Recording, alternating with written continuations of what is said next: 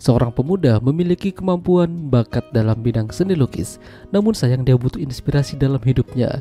Hingga suatu ketika dia berbalik menjadi seniman pelukis wanita, bahkan emak-emak pun dia lukisnya, dan ujung-ujungnya terjadi permantapan.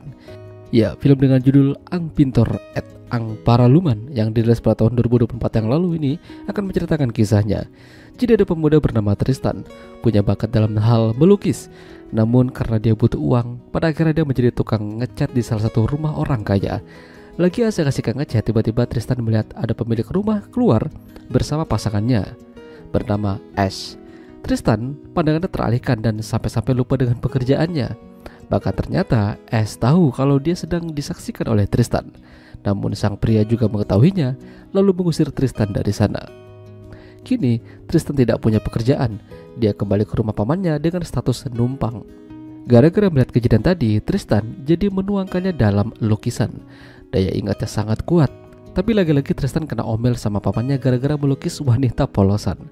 Baginya itu adalah sesuatu yang bejat. Tristan yang melawan pada akhirnya kena pukul. Dia melampiaskan kekesalannya pada suatu tembok dan melukis di sana. Kenapa dunia ini tidak adil baginya? Tristan butuh inspirasi. Hingga suatu ketika muncul seorang wanita bernama Paraluman. Dia muncul sebagai imajinasi Tristan, atau bisa dibilang dia ini adalah peri. Paraluman akan mengikuti kemanapun Tristan pergi dan menuruti setiap perintahnya. Tapi ada syaratnya, Paraluman tidak boleh bersentuhan dengan Tristan. Jika tidak, dia akan menghilang. Tristan bersedia. Hingga pada akhirnya Paraluman dijadikan Tristan model dan inspirasinya dalam melukis. Memang Tristan terkadang ingin menganu Paraluman, namun dia harus menahannya. Tristan ingin membawa Paraluman keluar dan pindah dari sana, karena di sini tidak aman, apalagi ada pamannya. Mereka jadi luntang-lantung tidur di pinggir jalan sambil membawa lukisan, berharap ada orang yang mau membeli. Di pagi harinya, dia terbangun oleh seorang emak-emak. Katanya Tristan tidur di depan galeri seni mereka. Tidak hanya itu, emak-emak yang bernama Miss Leones tersebut ingin membeli lukisan Tristan dan mempekerjakan Tristan di galeri seni mereka. Ini adalah rezeki nomplok. Tristan mulai melukis dengan Paraluman sebagai modelnya. Tapi makin kesini Miss Leones bosan. Bagaimana kalau modelnya dia saja? Alhasil Miss Leones menjadi polosan dan dilukis sama Tristan. Di sela-sela itu, padahal Tristan mau diajak begituan, tapi ternyata Tristan menjaga perasaannya Paraluman. Dia tidak mau. Alhasil Miss Leones main sama bodyguardnya saja. Sering waktu berjalan, Tristan makin terkenal dan galeri seni milik Miss Leones makin besar.